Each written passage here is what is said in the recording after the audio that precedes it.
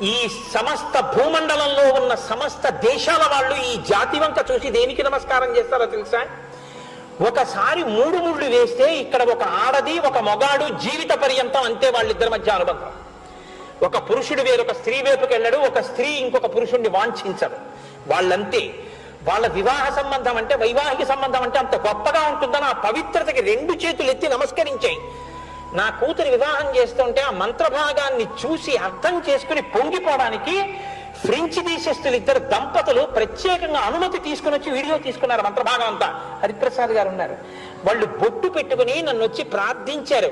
మేము మురిసిపోతున్నాం ఈ సంస్కృతి చూసి, మేము అక్షతలు వేసి ఆశీర్వదించమా మీ అమ్మాయిని అల్లుడిని అని అడిగారు.